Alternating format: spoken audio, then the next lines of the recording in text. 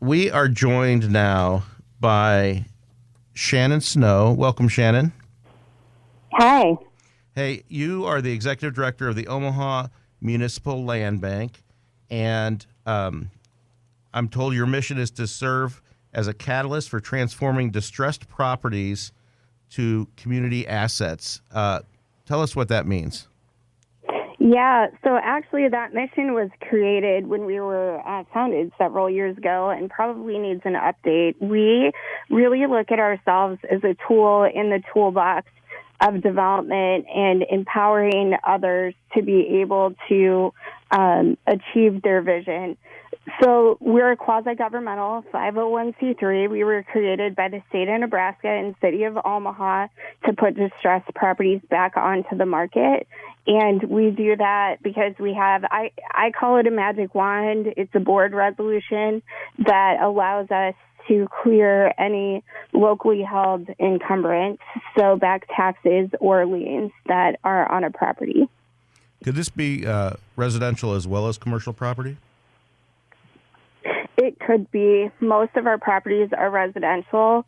In fact, the law that we were created under only allows 10% commercial, but where we operate, it's mostly residential anyway. And 86% of the land bank's properties are located in North Omaha? They are City Council District 2.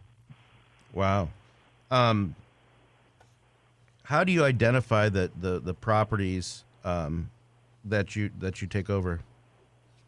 Yeah, so that is not something that we have a lot of choice around. We have an interlocal agreement with Douglas County to foreclose on all of their tax certificates. And when the foreclosure ends at a sheriff's sale, so it's made available to the free market, but if nobody bids on them, then we are the default bidder and they go into our inventory.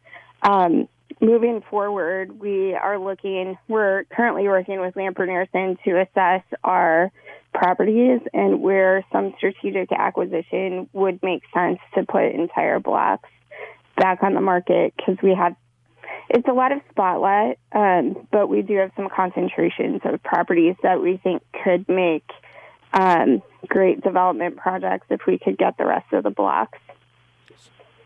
So, Shannon, if nobody's buying these and the markets said, they're not worth much, are you in fact buying an asset, or are these a liability in some sense that you're trying to turn around to be a community asset? That is a great question. We look at them as opportunities. So we actually buy hardly anything. I've been at the land bank since March of 2020, and I think we've maybe purchased 2 or 3 properties. So the properties that we do get have been rejected by the free market multiple times. They've been rejected when there was a building on them. They were rejected for sale. They've been rejected by the tax sale market. And so when they come to us, they're in pretty bad shape.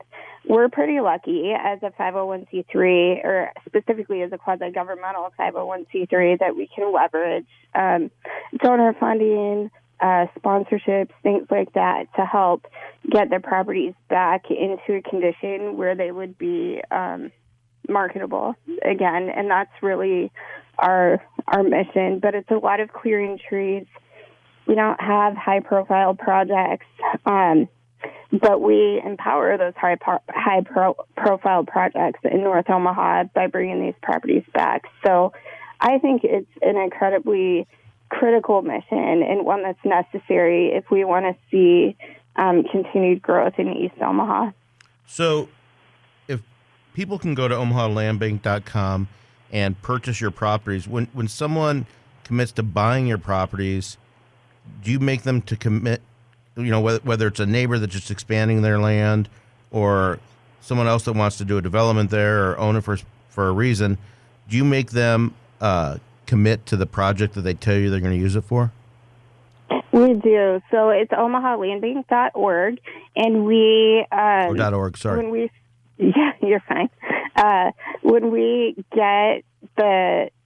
people apply to purchase a property, they are required to submit a development plan. And that doesn't mean that it has to be a house. Sometimes it could be a garden or just saying that they want to extend their property lines.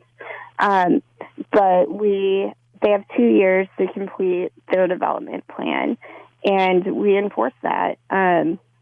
We recently changed our purchasing process so that we actually won't close until they have permits, if they need to get permits.